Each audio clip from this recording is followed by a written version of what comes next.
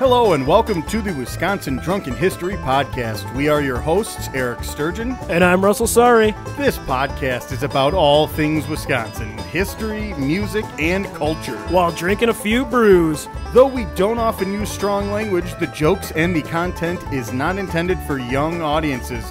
Listener discretion is advised. Before we begin the episode, we have to give a huge shout out to the Dangits from Madison, Wisconsin, for providing us with great bluegrass intro you hear at the beginning of every episode. The song Razzle was written by Jamie Lampkins, but is performed on behalf of Tom Wasselchuk and the Dangits. If you have a chance, check these guys out at dang-its.com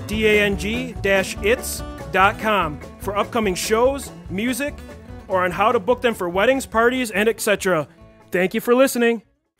All right, everybody. This is episode 5 of the Wisconsin Drunken History Podcast. Before we begin, I just wanted to say thank you again to everyone for the positive feedback, all of the responses, all of your active participation on our Facebook stuff.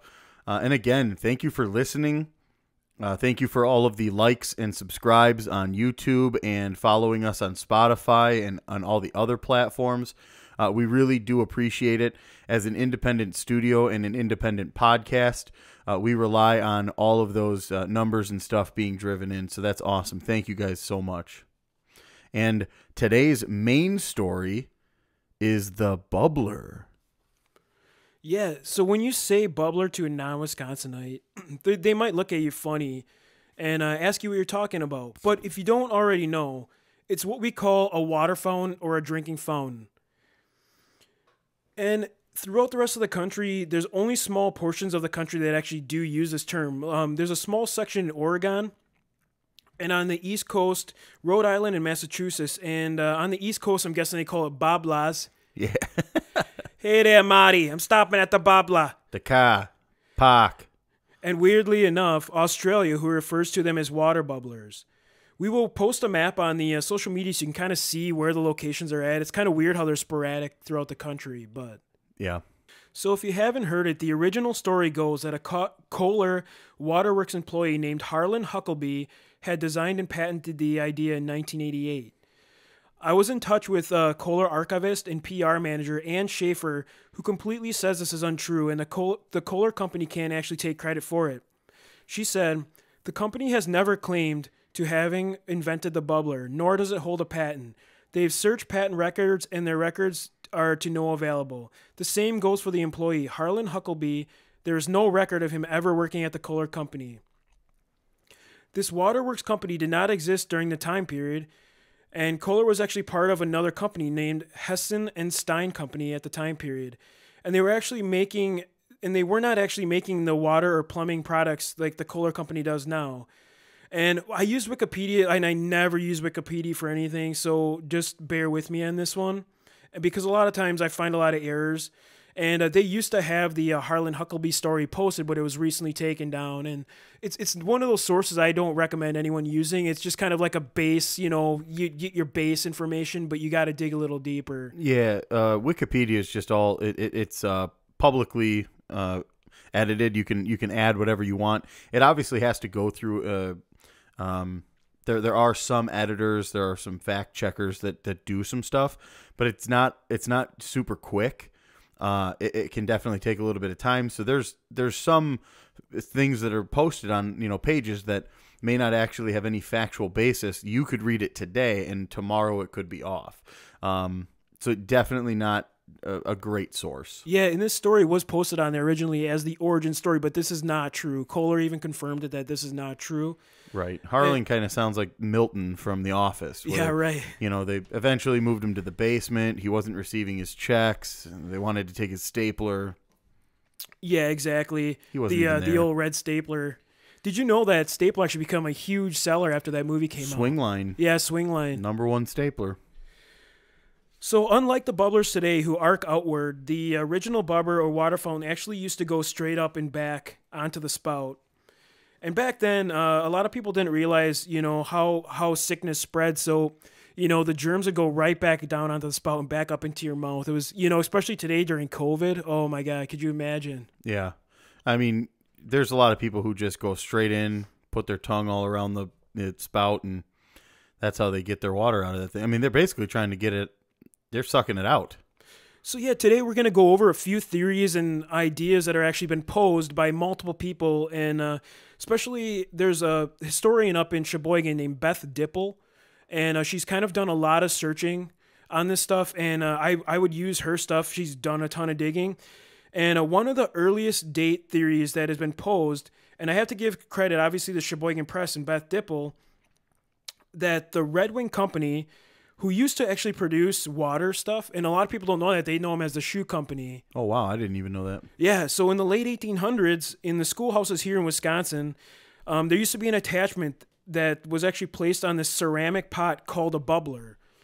And obviously they don't know if this is true, but it's kind of like the Gatorade one you see now, but that one's made out of polyethylene and not like ceramic. And the piece where you push to release water would be considered the bubbler on that piece of equipment. And this is the earliest counted. It's in 1800s in all the old school one-room, the one-room school rooms here in Wisconsin. So one of the next earliest hits you're going to see on the term, after doing some digging, was in 1900s. Simone Benson had set up one of these fountains in Oregon for lumberjacks of the time, and they became known as the Benson Bubbler, which actually explains where the terminology came into play into Oregon, but not necessarily Wisconsin, but this also could be another place where the bubbler term came in. And they are still found throughout the city of Portland, and it's a really neat piece of art. They're brass and copper made, and they look really Art Nouveau, kind of like Art Deco, that old school Victorian-ish looking. Overdone, yeah, overstated. Yeah, like over-designed and everything, but it actually looks really neat. Awesome. In the 1920s, though Kohler officially created a design called the bubbler, but the term obviously existed long before this happened. And if you were to search history right now, obviously, if you search bubbler, Kohler's going to be one of your first hits. Like bubbler history, if you want to know, Kohler's going to be the number one. It's not actually, it's not necessarily true that this is the origin story, but that's what you're going to get currently. And after doing some digging, they were fitted with a device called the bubbler, that would actually make the water bubble. But they actually didn't manufacture them to 1926. And one of the earliest Kohler ads I could find was on the drinking fountain known as the Concord, where the term bubbler was used in the ad specifically as a description. And it reads, Kohler Concord drinking fountain with vitreous China non-squirting bubbler. And today you will find many of these from multiple manufacturers selling them, such as the Chicago Faucet Company, Kohler, Granger, and just Oasis Plumbing, to name a few. But it's actually just the piece that kicks the water out to your face. Gotcha. So to sum it all up, the true origins are actually not known at this time. There's a lot of theories out there. And, I came up with this theory based on everything I found. So the term bubbler, I think, became popular because the plumbers installing it actually called them bubblers. This is where the actual water comes out to hit your mouth. And, after a while it spread, especially Milwaukee plumbers. And I did find a couple plumbers mentioning them as bubblers that they're installed. And they told the customer, these are bubblers.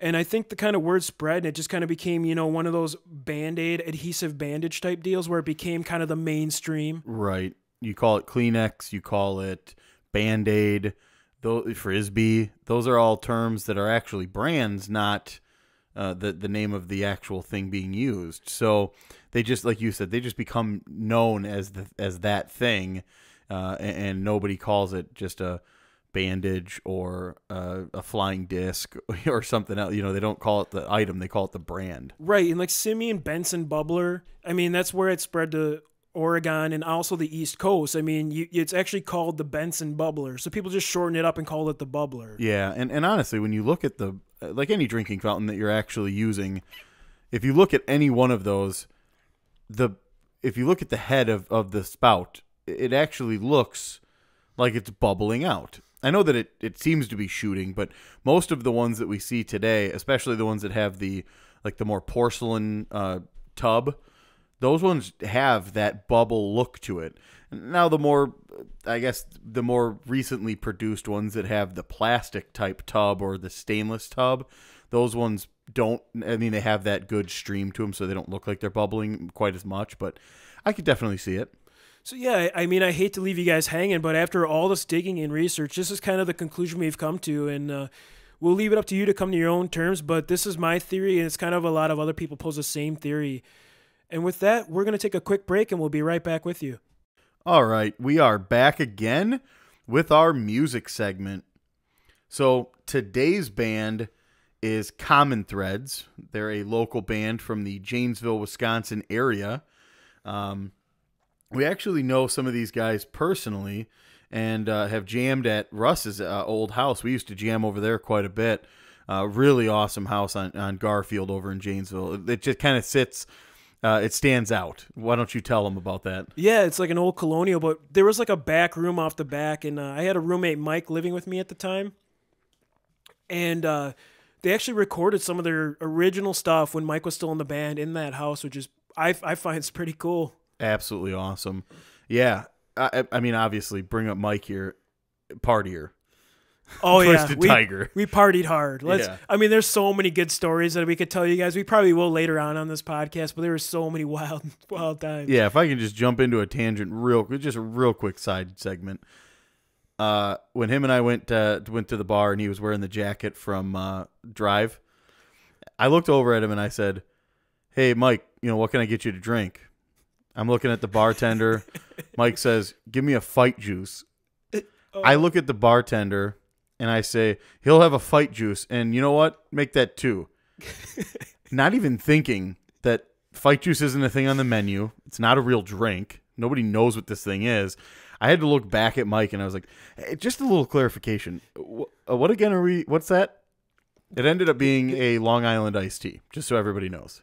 That's a fight juice. Okay. So good to know. Back to Common Threads. These guys are phenomenal. I absolutely love this band. If you have a chance, please go check them out on Spotify. I think they're on YouTube as well. They've got plenty of different streaming options, Bandcamp, I believe, too. They're awesome. Yeah, and they have some really cool music videos out, too, so check those out. Yes. And, they're just all around great guys. And the song today that we're going to feature is Woo Without the Flair. Well, let's go ahead and just talk really quick, because I know that you're going to notice this.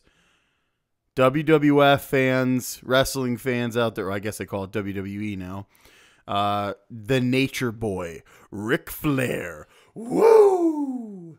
This guy is clearly the inspiration for this jam. Yeah, and I got one more side tangent. So I've always wondered, do you think there's like any possible way you could survive one Coke binge with Hulk or Macho Man Randy Savage? Just one. Not even close. I don't know if my heart can take it, honestly. Yeah, I mean, they were like Olympic level drug users. I mean, their faces would be bright red, muscles just pumping.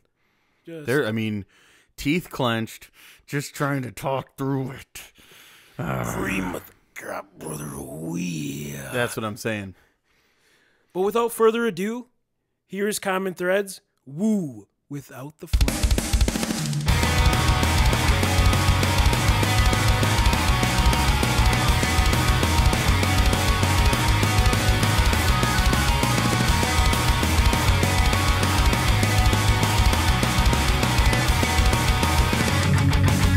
Put me up to watch me fall, bury my soul and stomp on the dirt.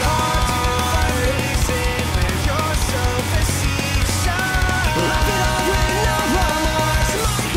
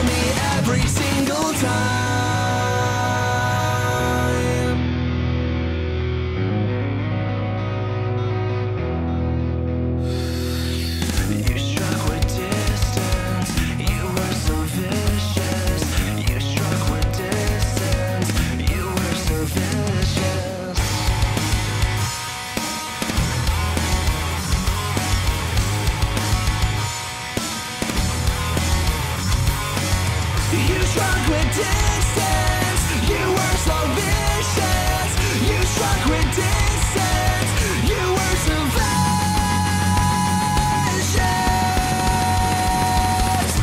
Alone again. This time I better run. Hard to pretend. Just didn't take it strong. I'm running faster for my life. You kill me every single time.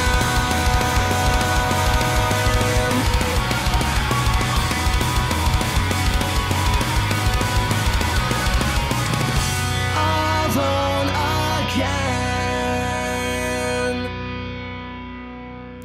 All right, and that was Common Threads, Woo Without the Flair. Very good song. Now for a beer review. Again, just like all the other ones before, we buy a 6-pack and we are drinking this thing throughout the entire episode. Today's beer is by Leinenkugels, called Canoe Paddle Kolsch. The Canoe Paddle is a Kolsch. It is a 5% ABV. It's a German classic. Great beer for summer. It's really refreshing. It honestly is. It tastes so good. It's a seasonal, so of course you can only pick that up about March through July. So get to the stores quickly, grab a couple cases, put it into your refrigerator, have it sitting there getting cold and waiting for you, because these ice cold cruisers are great. Yeah, they pair well with brats in your summer cookouts. And actually, I've been to the old Liney's Lodge with my grandpa. It wasn't called Liney's Lodge at the time, but it was the original brewery. Now they have the new Liney's Lodge open in Chippewa Falls, and I really look forward to making my way up there to actually go see this place. Yeah, I've heard that their water supply is something fun to actually check out. Interesting, at least. Yeah, and obviously the Drink Responsibly beer that just came out, we've really been Jones for that one. I'm telling you right now, we hit hard on that one. We learned about it early. We've been following it along until release date, and that'll definitely be one of those that we bring up on a future episode as well. And now, another edition of How Many Locos You At? All right, so today's news article comes to us from Sheboygan, Wisconsin. I'll go ahead and just read you the article, and then we'll kind of discuss, first of all, our opinions and our takes on what we read, and then also we will decide how many loco we think this man is at. So, a Sheboygan man was charged this week with drunk driving for the 8th time. 77-year-old was pulled over Tuesday by an officer responding to a car driving too slowly on I-43 in the village of Oostburg. The officer was told initially that his truck wasn't working properly, but as they later waited for a tow truck, the officer smelled intoxicants coming from the individual. The officer then noticed that the individual had 7 prior charges for operating while intoxicated, and then obviously that set him off.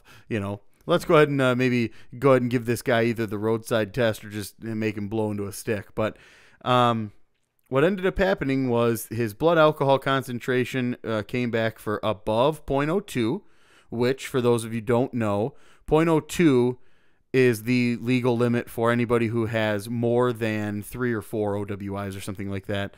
So he's not 0.08. His legal limit now is way down at 0.02. It comes back for that, for 0.02 or higher. So according to this officer's complaint, obviously this man was charged and eventually found guilty of his 8th OWI at 77 years old. Russ. This guy should be fishing right now. It's drinking so hard. Well, I mean, dude, retire. Just yeah, do something constructive with your own retirement. I mean, I look forward to retiring. I got like 37 years left. I mean, I'll be drinking, but I'm not going to be driving. I'm telling you right now, man. Dude, who gets on I-43? Right. You're that deep. What are you doing on the highway? These are normally stories we hear about out on backcountry roads, little side streets, downtown streets. This guy is on I-43, an interstate highway. Yeah, I mean, like, I don't, obviously when I was younger, I used to crack road sodas on country roads. I would never go on a freeway, but you could toss them out the window, and just, like, yeah, it's messed up, but I was a kid. But yeah, this guy, 8th time. And like we've said, all of us have probably, we've had our younger days. We've had drinks, we've driven, we should have probably been, caught. We could have been caught. But this guy, 8 times. He's 77 years old. I'm telling you right now, it's not your truck that's not working. It's your brain, dude. Knock it off. Right. So how many locos do you think this guy's at? I mean, he blew a .02, so he might only have been a 2 loco, just a drunk 2 loco. Here's the thing. We don't actually know what he blew. We just know that what the article is saying, .02 is the legal limit for anybody who's had that many OWIs. So with the article being a little bit vague on exactly what this guy blew, let's just determine that, he's hammered. He's going way too slow on I-43. He's 77. He's probably going slow on I-43 anyway. But, just judging from the article that he was with it enough to even come up with maybe a valid argument, valid excuse rather. I'm saying this guy is at least, I'm going to say 8 loco. He's had 2 4 loco cans. That's a rough night right there. I would probably be about that. This might be the case of an unknown loco because they don't give us the full breathalyzer. This might be our first case of the unknown loco. Unknown loco. You could be over the charts. This could be one of those blackout nightmares. To get the courage to go on the I-43, you got some locos and your heart's pumping. At 77 years old, he's got 7 priors at this time, and he's daring enough to get on I-43. I know 70-year-olds who don't venture out to the interstate. And they're not even drunk. They're not drinking. This guy is 77, and he's ballsy enough to go ahead and say, you know what, I'm going to slam a couple and then get in the truck and get out on that interstate. The one thing I hope when I retire, I don't drink 4 locos. I don't know if my heart will be able to take it. Those things will pump you up. I'm telling you right now, this guy, he's had a couple.